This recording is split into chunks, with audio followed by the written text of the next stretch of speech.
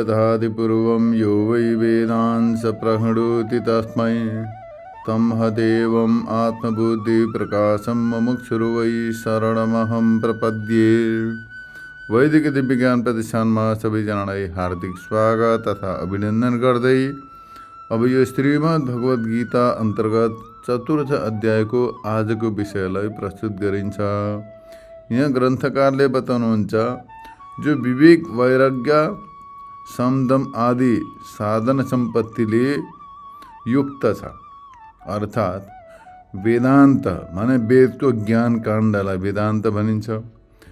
वेदान्तद्वारा मनुष्यले आफ्नो स्वरूपको साक्षात्कार गर्न सक्दछ, तत्त्वको साक्षात्कार सेल्फ रियलाइजेसन गर्न सक्दछ। त्यो वेदान्तको श्रवण मनन निधिध्यासन गरेपछि मनुष्यलाई तत्त्वको साक्षात्कार हुन्छ। अतः त्यो तत्त्वको साक्षात्कार गर्नको लागि वेदान्तको श्रवण मनन निधिध्यासन गर्नु पर्यो। श्रवण भनेको तत्त्वको निश्चय, सुन्नु पनि हो। श्रवणको अर्थ सुन्नु पनि हुन्छ, सुनेर त्यसको निश्चय गर्नु पर्यो कि सम्पूर्ण वेदान्त वाक्यहरूले चाहिँ एक अद्वितीय ब्रह्म तत्त्वको प्रतिपादन गर्दछन्। आत्मा र ब्रह्मको एकत्वको प्रतिपादन गर्नु नै सबै वेदान्त वाक्यहरूको निर्णय हो भनेर यस्तै प्रकारले निश्चय गर्नु श्रवण हो। त्यस्तै प्रकारले युक्ति र तर्कद्वारा त्यसलाई मनन गर्नुपर्दछ र ध्यान निधिध्यासन माने ध्यान गरेर त्यसलाई साक्षात्कार गर्नुपर्दछ, अनुभव गर्नुपर्दछ। अब त्यसका लागि व्यक्ति क्वालिफाइड हुनु पर्यो, योग्य हुनु पर्यो। कस्तो व्यक्ति योग्य हुन्छ भन्दा जो विवेक पनि हो, जसमा विवेक भने के अनित्य, के नित्य, के सत्य, के असत्य, यी सबै कुरो जान्ने बौद्धिक शक्ति, इन्टेलेक्चुअल पावर जो छ त्यसलाई विवेक भनिन्छ। र विवेक भएपछि वैराग्य पनि हुनु पर्यो। वैराग्य छैन भने विवेकले मात्रै काम गर्दैन। विवेक बिना वैराग्य हुँदैन। वैराग्य भएपछि साम दम उपरति श्रद्धा तितिक्षा र समाधान जस्ता साधन चतुर्थ सम्पन्न पनि हुनु पर्यो। यस्ता प्रकारका षड्सम्पत्ति युक्त हुनु पर्यो। षड्सम्पत्ति भनेको 6वटा क्यारेक्टर, जसमा चाहिँ सम भनेको इन्द्रियलाई संयम, सेन्स कन्ट्रोल। दम माने मनलाई एकाग्रता, सम दम। उपरति भनेको इन्द्रिय बार बार विषयतिर जान्छन्, तिनीहरूलाई अन्तर्मुखी बनाउनु, आफ्नो लक्ष्यतिर लगाउनु। उपरति। श्रद्धा भनेको गुरु र वेदान्त वाक्यमा अटुट विश्वास राख्नुलाई श्रद्धा भनिन्छ। श्रद्धा। त्यहाँदेखि तितिक्षा भनेको सहनशीलता। तितिक्षा भनेको सहन गर्नु पर्यो। संसारमा कोही बेला मान पनि होला, अपमान पनि होला, कोही बेला अब अधिक गर्मी होला, जाडो होला, नाना प्रकारका द्वन्द्व परिस्थितिहरू आइलाग्छन्। त्यस कारणले ती सबैलाई सहन गरिएन भनेदेखि मनुष्य डिप्रेसनमा पुग्छ। सहन गर्न शक्ति छैन भने मनुष्यलाई डिप्रेसन हुन्छ। त्यस कारणले गर्दाखेरि सहन गर्नु पर्यो, सबैलाई डाइजेस्ट गर्न सक्नु पर्यो। त्यसलाई तितिक्षा र समाधान भनेको पूर्ण रूपले एकाग्रता। यस्तै प्रकारले षड्सम्पत्तिले युक्त भएपछि व्यक्ति एकदम सन्यासका लागि अधिकारी हुन्छ, सक्षम हुन्छ र उसले सबै कर्मलाई परित्याग गरेर वेदान्तको श्रवण गर्दछ र मनन गर्दछ। वेदान्तको श्रवण मनन गरेर आत्मतत्त्वलाई जान्दछ। आत्मतत्त्वलाई जानेपछि निधिध्यासन परायण हुन्छ, माने सदैव ध्यानमा मग्न हुन्छ। त्यो त शरीर यात्रा स्वरूप कर्म गरेर ब्रह्मनिष्ठाले बन्धनको निर्मूलन गर्दै मुक्त हुँदछ। माने शरीर यात्रा जो छ, शरीरमा बाँच्नुन्जेलसम्म मनुष्यले शरीरलाई रक्षा गर्नु पर्यो, आत्महत्या त गर्नु भएन। त्यस कारणले गर्दाखेरि शरीर यात्रा स्वरूप कर्म गरेर, शरीर यात्राका लागि जो आवश्यकता छ त्यति कर्म गर्दै ब्रह्मनिष्ठा भएर, ब्रह्मनिष्ठाले रहेर सबै प्रकारका बन्धनहरूलाई समाप्त गरेर मुक्त हुँदछ। यस्तै प्रकारले बताउँदै भगवान् यहाँनिर भन्नुहुन्छ, निराश्रियत चित्तात्मा त्यक्त सर्व परिग्रह शारीरम केवलम कर्म कुर्वन् आप्नोति किल्बिषम। सम्पूर्ण कामनाले रहित, सबै परिग्रहहरूले रहित एवं देह तथा चित्तको निरोध गर्ने त्यस्तो प्रकारको साधकले शरीर स्थितिका लागि कर्म गर्दै पनि पापद्वारा लिप्त हुँदैन। माने जो ज्ञानी व्यक्ति सम्पूर्ण कामनाले रहित छ, कुनै प्रकारको कामना छैन, सबै प्रकारका परिग्रहले पनि रहित छ। परिग्रह माने सङ्ग्रह, भेला पार्ने, त्यो रहित एवं आफ्ना लागि जसले भेला पार्दछ। अब परोपकारका लागि गर्दछ भने त्यो अलग कुरो, त आफ्ना लागि जसले अधिक भेला पार्दछ भने त्यो परिग्रह भनिन्छ। त्यो सबै प्रकारका परिग्रहले रहित एवं देह तथा चित्तको निरोध गर्ने, देहलाई पनि स्थिर गर्दछ र चित्तलाई पनि निरोध गरेर शरीर स्थितिका लागि, केवल शरीर स्थितिका लागि कर्म गर्दै पनि हो पापद्वारा लिप्त हुँदैन। यस्ता प्रकारले यो भावार्थ बताइयो। अब यसलाई व्याख्याद्वारा बुझ्नु पर्दछ। जसमा अतिशय आशिष माने विषयका कामनाहरू बेसी चलिरहन्छन् भने त्यसलाई आशावादी भनिन्छ। आशावादी भने सबै प्रकारका कामनाहरू, आशाहरू चलिरहन्छन्। मनुष्यको आशा कस्तो हुन्छ भन्दाखेरि अङ्गम गलितम फलितम मुन्नम तसन विहीनम जातम तिन्नम वृद्धो याति गृहीत्वधन्नम तदपेन मुञ्चति आशा पिन्नम। भन्नुको तात्पर्य मनुष्यको शरीर जर्जर भएर गइसक्यो, दाँत पनि फुक्लेर गइसके, बाल पनि झरेर गइसके, फुलेर सबै शरीर पनि कुप्रो भयो, सबै हेरिसक्नु छैन। दुई लौरो टेकेर मरितरी थरथर काम्दै काम्दै उठ्ने बस्ने स्थिति, कोही त बेडलाई भइसकेका हुन्छन्। त्यो स्थितिमा पनि उसले आशालाई छोड्न छ, आशा छोड्न सक्दैन। उसले कहीँ न कहीँ सम्पत्तिको आशा लागिरहन्छ, कहीँ न कहीँ मेरो जमिन जायदाद के होला भनेर यस्तो प्रकारले फल्ना ठाउँमा यदि सम्पत्ति थियो त्यो के होला इत्यादि बनिरहन्छ। त्यसै कारणले गर्दाखेरि हाम्रो वैदिक सनातन धर्ममा 70 वर्ष 50 वर्ष पुगेपछि नै सबै कुरो छोडिदिनु, त्यहाँदेखि 60-70 वर्ष पुगेपछि पुरै सन्यास लिनुभन्छ, ताकि अन्तिम समयमा कुनै चिन्तै नरहोस्, त्यो चिन्तन गर्ने टेन्सनै नै केही सब्जेक्ट विषय नै नरहोस्। अन्तिममा एकदम केवल ब्रह्म चिन्तन, ईश्वर चिन्तन गर्दै आफ्नो लक्ष्यलाई प्राप्त गर्न सकोस् भनेर। तर अब विपरीत छ मनुष्यको सोच विचार, विपरीत एकदम उल्टा। जति बुढो हुँदै जान्छ त्यति सङ्ग्रह गर्दै जान्छ। अब काहीँ केही दिनु पर्यो, दान गर्नु पर्यो, केही सहयोग गर्नु पर्यो भनेदेखि अब हात काम्छन्, दिनै चाहँदैन। अब त्यही त फल्नाले माग्यो भने जस्तो गर्दछ, त्यस्तो होइन। यथाशक्ति थोरै थोरै त्यस्ता धेरैतिर धेरै शुभ कार्यहरू सम्पादन हुन सक्दछन् र यथाशक्ति शुभ कार्यमा लगाइयो भनेदेखि त्यो सदुपयोग हुन्छ। बाँकी जहाँनिर छ त्यो त्यहीँनिर सडिएर सकिन्छ। त्यस कारणले गर्दाखेरि त्यो आशा भन्ने मनुष्यको कहिले पनि छुट्नेवाला छैन। आशालाई विवेक वैराग्यद्वारा परित्याग गर्नुपर्दछ, बेलैमा परित्याग गर्नुपर्दछ, अनि मात्रै मनुष्य मुक्त हुन सक्दछ।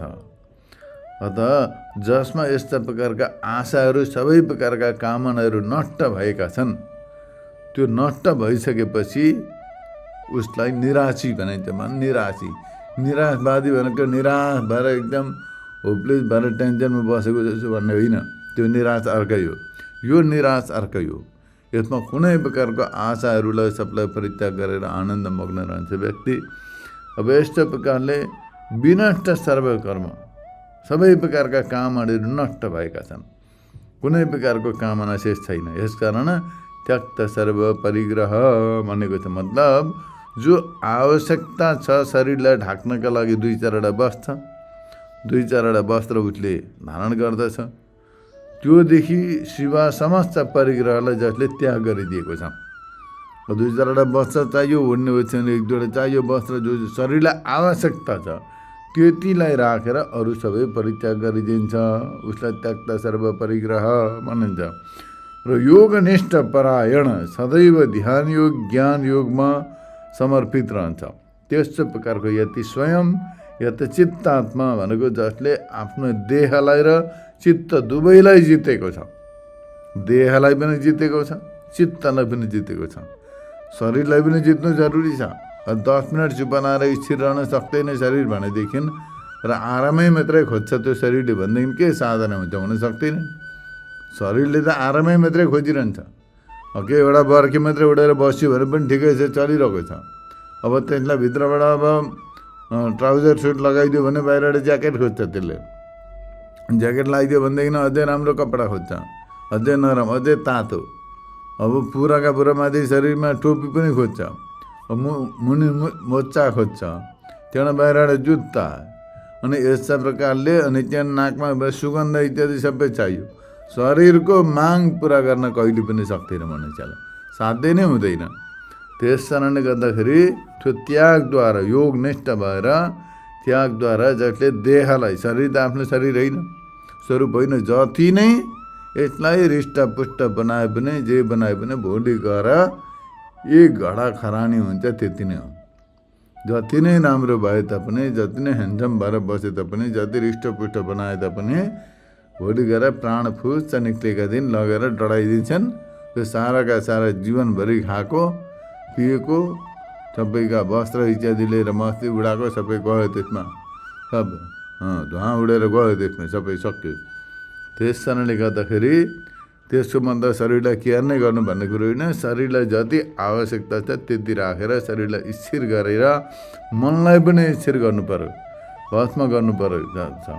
र यस्तो प्रकारको शरीर र मनलाई पनि भस्म गर्ने व्यक्तिलाई या त चित्तात्मा भनिन्छ। अथवा जसले चित्तलाई सदैव आत्मामा नै लगाएको छ, आत्मामा नै, अनात्मामा कहिले लाग्दैन। जहाँ पनि दृश्य छ उसले आत्माकै दर्शन गर्दछ र त्यसैमै स्थापना गरेको छ। जसले आत्माको चिन्तन गर्दछ, किनभने यो संसारमा जो देखिन्छ त्यो सत्य होइन, जो परम सत्य छ त्यो देखिँदैन, जो सत्य हो त्यो देखिँदैन। अब जो देखिएको छ जो सत्य होइन। अब जो शरीर देखिँदैछन्, अब इष्ट मित्र भाइ बन्धु पति पत्नी माता पिता इत्यादि सबै छन्, जो देखिँदैछ, तर त्यो वास्तवमा सत्य होइन। न मातु न पिता न बन्धुर न दाता, न पुत्रो न पुत्री न मृत्यु न भरता, न जाया न विद्या प्रवृत्तिर्मवैव गतिष्ठम गतिष्ठम त्वमेका भवानी। भन्नुको मतलब यी जति पनि छन्, इष्ट मित्र भाइ बन्धु दाजु भाइ दिदी बहिनी माता पिता के अरे पति पत्नी जो पनि छन् इत्यादि सबै के हो त भन्दाखेरि वास्तवमा सत्य होइन। यो सधैँ कति थिए त्यो प्रत्येक जन्ममा थिए तेरो, प्रत्येक जन्ममा। कतिपल्ट घोडा भएर जन्मियो होला, हात्ती भएर जन्मियो होला, के भएर जन्मियो होला, प्रत्येक जन्ममा थिए तेरो। तर कोही त्यति कहाँ गयो आज? यो जन्ममा पनि मनुष्यले त्यसैमा डुबेर सत्य मानेर बसिरहेछ। भोलि गएर एक एकवटा गर्दै बिदा हुँदै जान्छन्, फुस्रुकै जान्छन्। बस कहाँ गयो पत्तो छैन, कहाँबाट आएको थियो, को थियो, कता गयो, के चिनेकै छैन वास्तवमा। तर मनुष्यले भन्छ हाम्रो यो परिचित हो भनेर।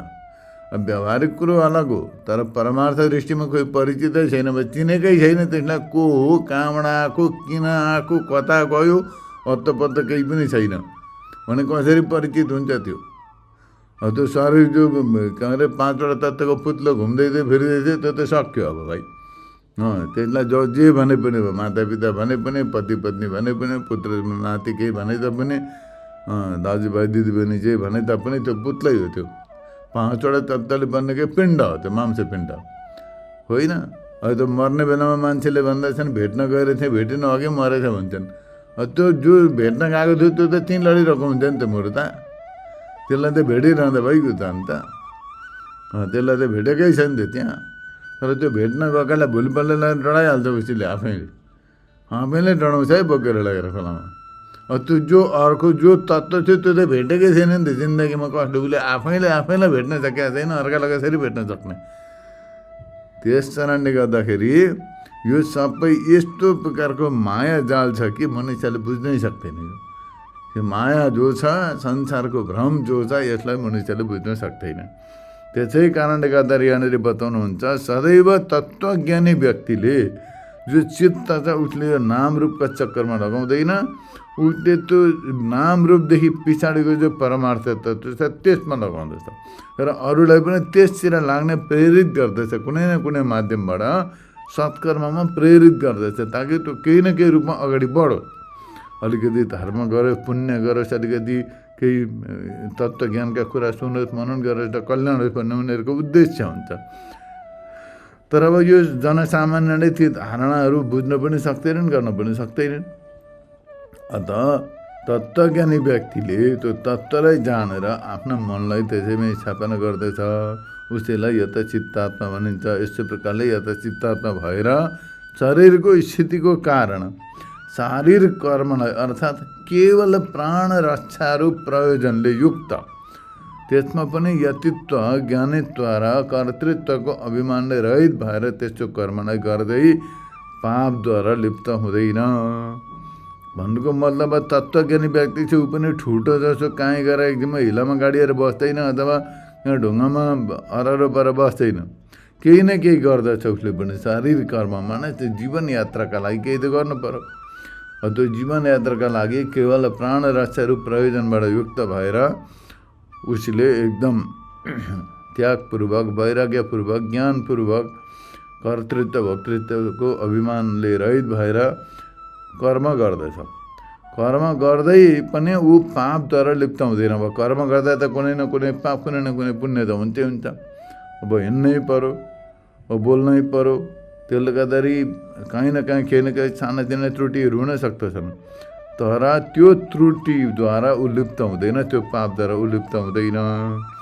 अब यसमा कसैले शङ्का गरौँ कि विरक्त भएर भिक्षावृत्ति गर्दछन् भनेर शास्त्रमा बताइएको छ। विरक्त भएर भिक्षावृत्ति गर्दछन्, यो श्रुतिबाट प्राण रक्षामा हेतु भिक्षाचरण यतिका लागि विहित छ। विहितको अनुष्ठान गर्नाले पाप लाग्दैन। जहाँनिर पाप प्राप्त छैन त्यहाँनिर पापको प्राप्तिको अभावको प्रतिपादन पनि ठिक छैन भनेर यस्तो प्रकारले शङ्का गरे। भन्नुको मतलब शास्त्रले बताएका छन् सन्यासीले, यतिले विरक्त भएर भिक्षाचरण गर्नु, यो श्रुतिले बताएका छन्। किन त भन्दा प्राण रक्षाका लागि उनलाई अनुमति दिएको छ। तर अब प्राण रक्षाका लागि अनुमतिको लागि भिक्षाचरण गर्दछन्। अब त्यसमा त विहितको अनुष्ठान मात्रै हो, त्यो विधान छ। त्यो कारणले पाप त लाग्दैन भन्दैन। यहाँनिर पापै लाग्दैन भन्दै यहाँनिर पापको प्राप्तिको अभावको प्रतिपादन किन गरेको? पापद्वारा लिप्त हुँदैन भनेर किन भनिएको छ? पापै छैन भने त लिप्तै हुँदैन। त्यो त भनेर नै पर्ने कुरो होइन भनेर भन्दाखेरि यस्तो प्रकारको शङ्का गर्नु ठिक छैन। किनभने काहीँ पापको प्राप्तिको प्रसङ्ग उसलाई पनि हुन सक्दछ। काहीँ न काहीँ व्यवहार गर्दै जाँदाखेरि, कर्म गर्दै जाँदा जीवन यात्रामा पाप प्राप्तिको प्रसङ्ग उपस्थित हुन सक्दछ। अतः यत चित्तात्मा यस्ता प्रकारको कथनबाट वाणीको पनि निरुद्ध हुनाले मौनी यतिको काहीँ अविश्वस्त माने निन्दित आदमी मनुष्यहरूद्वारा पनि भिक्षा ग्रहणको प्रसङ्ग हुन सक्दछ। त्यसकारण अविश्वस्त र पतितलाई छोडेर इत्यादि श्रुतिले निषिद्ध भिक्षाचरण रूप ग्रहणको अनुष्ठान गर्नाले पाप हुन्छ नै। जो सम्यक ज्ञानको प्रतिबन्धको त्यसलाई उसले कर्ममा अकर्मत्व दर्शनबाट जलाएर मुक्ति प्राप्त गर्दछ भनेर यस्तो प्रकारले बताइएको छ। भन्नुको तात्पर्य के हो त भन्दाखेरि यत चित्तात्मा भनेर यस्तो प्रकारले जसले शरीर र मनलाई दुवैलाई जितेको छ, वाणीलाई पनि वशमा गरेको छ, मौनी छ, त्यस्तो प्रकारले अविश्वास छ, त्यस्तो प्रकारको व्यक्ति उसले त कुनै पाप कर्म त गर्ने होइन। तर पनि त्यस्तो गर्दा कुनै निन्दित व्यक्ति जो छ, निन्दित प्राणी भने त्यसका घरबाट पनि भिक्षा ग्रहणको प्रसङ्ग उपस्थित हुन्छ। त्यसकारण यत्र अब शास्त्रको नियम के छ? अविश्वास छ भने जो शापित व्यक्ति छ, निन्दित व्यक्ति छ र जो पतित व्यक्ति छ त्यसलाई छोडेर अरूतिरबाट मात्रै भिक्षा ग्रहण गर्नु। यदि सन्यासीहरूले पनि त्यस्ता प्रकारका व्यक्तिबाट भिक्षाचरण नगर्नु, उनीहरूको अन्नलाई सेवन नगर्नु, भिक्षालाई ग्रहण नगर्नु, यस्तो प्रकारको नियम छ। अब यस्तो अनुष्ठान गर्न अब यदि अब त्यस्तो निन्दित व्यक्तिबाट अन्न ग्रहण गरियो, उनीहरूबाट भिक्षा लियो भनेदेखि त अब पापको प्रसङ्ग उपस्थित हुन्छ। त्यो पाप प्रतिबन्धको, जहाँ पाप छ त्यो ज्ञानको प्रतिबन्धको, यदि कुनै पाप भयो भने त्यो पापले ज्ञानलाई ढाकिदिन्छ, ज्ञानलाई उत्पन्न हुन दिँदैन, प्रकाशित हुन दिँदैन। त्यसैलाई कर्ममा अकर्मत्त दर्शनबाट जलाउँदछ ज्ञानी व्यक्तिले। त्यो पापलाई पनि कर्ममा अकर्मत्त दर्शनबाट माने सर्वत्र ब्रह्म दर्शनद्वारा त्यो पापबाट पनि मुक्त हुँदछ। यस कारण बताएको छ उसले गर्दै पनि पापलाई प्राप्त हुँदैन, अर्थात् उसले बाइचान्स गर्यो भने पनि त्यो ब्रह्म दर्शनद्वारा त्यो पापलाई नष्ट गर्दछ, मुक्त हुँदछ। यस प्रकार बताइएको छ। अथवा के बताइएको छ शास्त्रमा भन्दाखेरि मधु भनेको शहद मह, मांस मिट, मद्य भनेको अल्कोहल मदिरा, ताम्बुल भनेको धूम्रपान, तेल औषधि, कान्ता भनेको सुन्दरी, त्यसै प्रकारले काञ्चन भनेको धन सम्पत्ति, यी सबैलाई उसले टाढैबाट त्यागिदिन्छ। माने यो कुनैको कामना उसले इच्छा गर्दैन, यो कुनै प्रकारको वस्तुलाई उसले सेवन गर्दैन, परित्याग गरिदिन्छ। दुई प्रकारका त्याग हुन्छन्, एक त सबैमा ब्रह्म दर्शन रूप कुनै प्रकारका नाम रूपको दर्शन गर्दैन, ब्रह्म रूप दर्शन गर्दछ। ईशावास्यमिदं सर्वम भनेर श्रुतिले बताएका छन्। अब व्यावहारिक रूपबाट देख्दा पनि सबैलाई परित्याग गरिदिन्छ। यस वाक्यद्वारा अति निषिद्ध पनि शरीरको स्थितिको कारण कर्मको, यानी जसले कर्म गर्नाले कुनै प्रकारको दोषयुक्त हुन्छ भनेदेखि कर्म नगर्नाले शरीरको स्थिति रहँदैन। कर्म गर्दाखेरि अब यी प्रसङ्ग उपस्थित भयो भनेदेखि अब दोष उत्पन्न हुन्छ, त्यहाँ पाप छ। अब कर्म नगर्दाखेरि शरीर चल्दैन, शरीरै रहँदैन, शरीरै छुट्दछ। त्यस कारण गर्दाखेरि श्रवण आदि सिद्ध हुन सक्दैन। मरेपछि चाहिँ श्रवण मनन हुन सक्दैन नि त। शरीरै छुट्यो भनेदेखि कसरी श्रवण मनन निध्यासन हुन सक्दछ? मनुष्यले मरेपछि मुक्ति हुन्छ भने कहाँ हुन्छ मुक्ति? मरेपछि जीवनमै पुरुषार्थ गर्नुपर्दछ। जीवनमै शरीर सधैँ वेदान्तको श्रवण गर्नु पर्यो, मनन गर्नु पर्यो, निधिध्यासन गर्नु पर्यो, उपासन गर्नु पर्यो, जप तप सबै गर्नु पर्यो र मुक्ति प्राप्त गर्नु पर्यो। मरेपछि हुँदैन।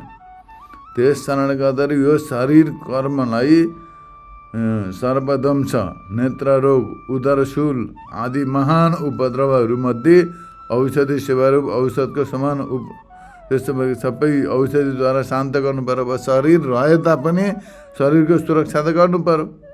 कसरी सुरक्षा गर्ने त भन्दाखेरि कसैले अब सर्पले ठुङ्ला, त्यसबाट औषधि गर्नु पर्यो। नेत्र रोग भनेको आँखा अन्धो होला, उदरशूल पेटको बिमारले भेट्ला, नाना प्रकारका उपद्रवहरूले सताउँदछन्। ती उपद्रवहरूले सताएपछि ब्रह्मचिन्तन हुन सक्दैन।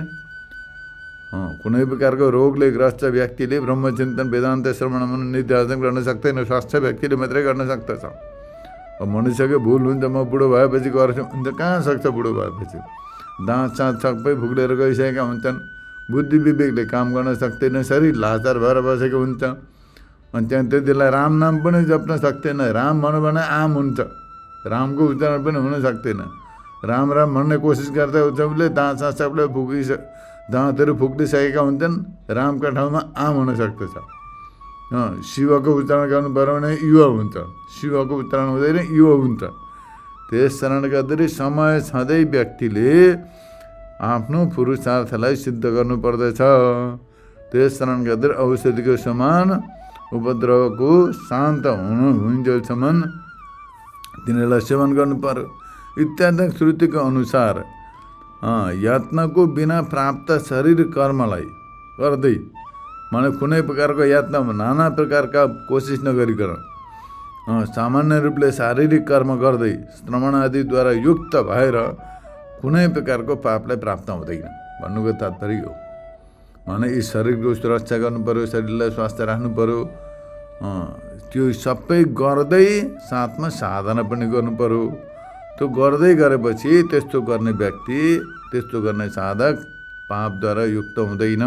यस्तो प्रकारले यहाँनिर बताएको। अथवा अब यो अर्को पक्ष, निराशी भनेको नित्य वस्तु विवेक। पहिले बताइयो नित्य र अनित्य वस्तुको विवेक, नित्य के हो र अनित्य के हो यो विचार गर्नुपर्दछ। शरीरमै पनि विचार गर्नुपर्दछ। जो शरीर देखिँदैछ के वास्तवमा त्यो नित्य हो? त्यो इटर्नल हो? होइन। एक दिन गएर मर्छ। हिजो बालक छ, जमाने भयो, भोलि बुढो हुन्छ, पर्सि गएर मर्दा सक्यो। त्यो नित्य होइन। अब नित्य के छ? त्यहाँभित्र अब चैतन्य तत्त्व छ। यस्तो प्रकारको विचारद्वारा विवेक गर्नु पर्यो। त्यसै प्रकारले वैराग्य हुनु पर्यो। अनित्य वस्तुदेखि वैराग्य हुनु पर्यो। जो अनित्य वस्तु छन्, असत्य वस्तु छन्, तिनीहरूबाट वैराग्य हुनु बहुत जरुरी छ।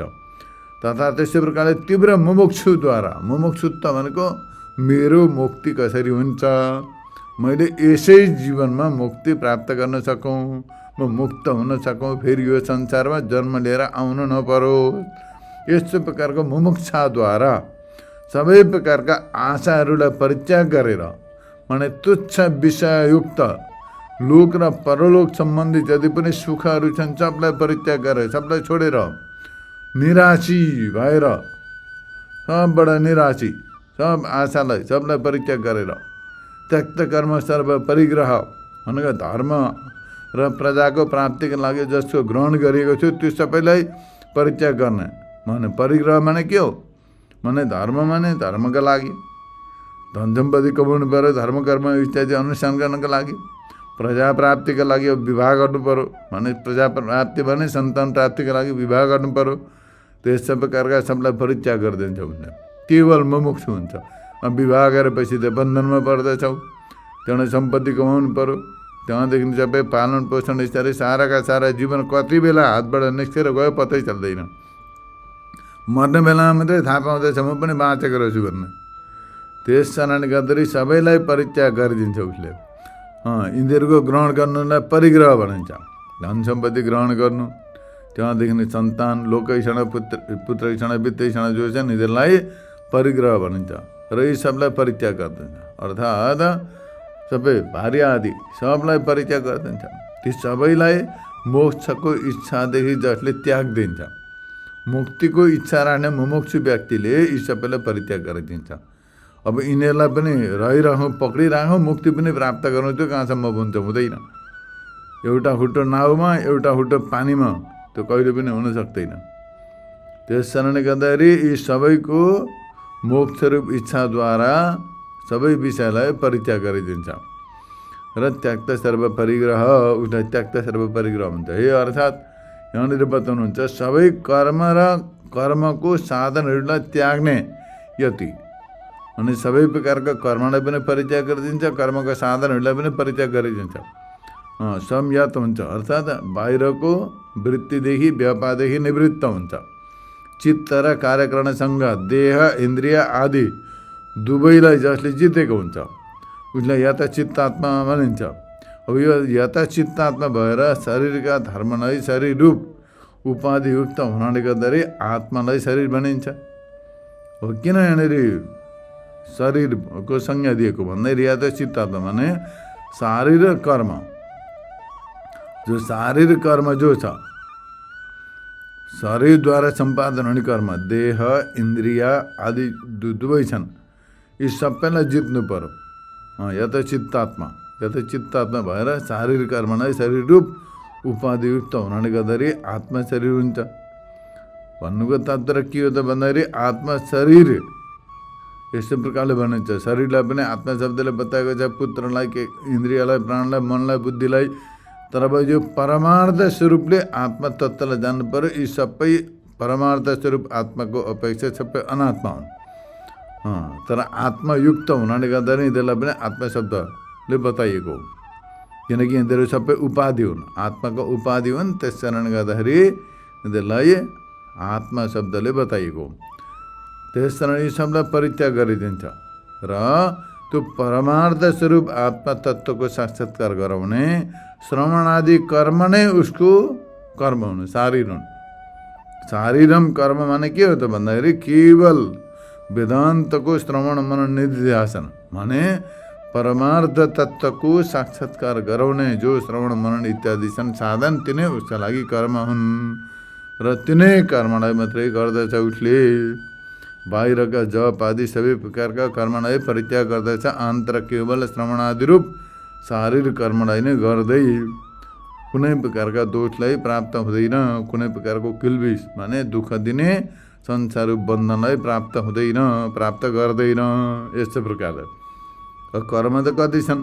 त्यस कारणले गर्दाखेरि तत्त्वज्ञानी मुमुक्षु व्यक्तिले केवल वेदान्तको श्रवण मनन निधिध्यासन मात्रै गर्दछ, अरू कर्म नै परित्याग गरिदिन्छ।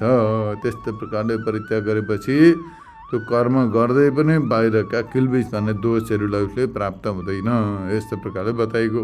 पूर्वमा नाप्नोद किल्बिसम गर्दा गर्दै पनि दोषलाई प्राप्त हुँदैन।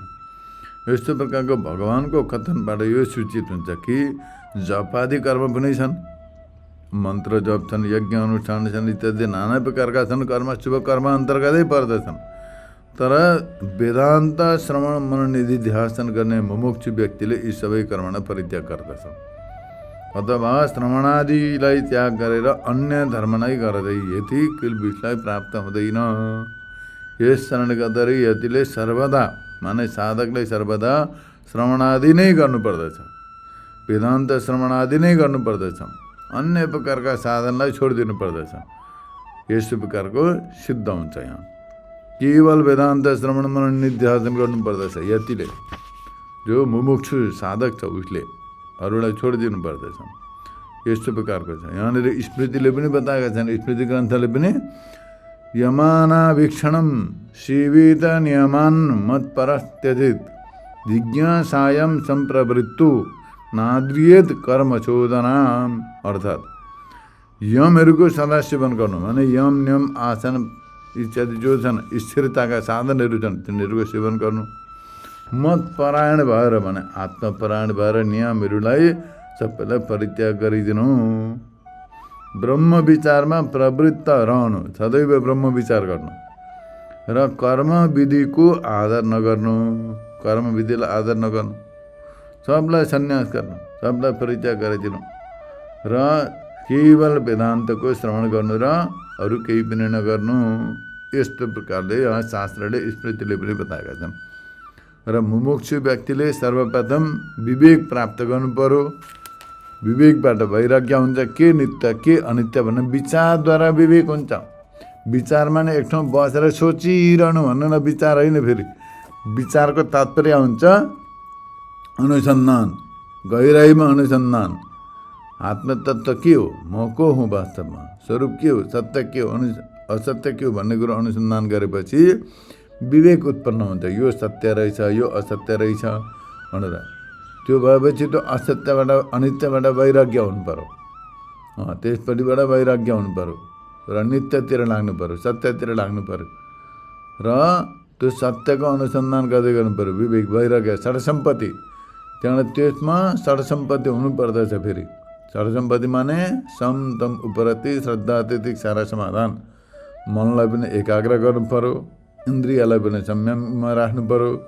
त्यस्तै प्रकारले इन्द्रिय बार बार विषयतिर जाँदाखेरि पनि बारम्बार आफ्नो साधनातिर लगाउनु पर्यो।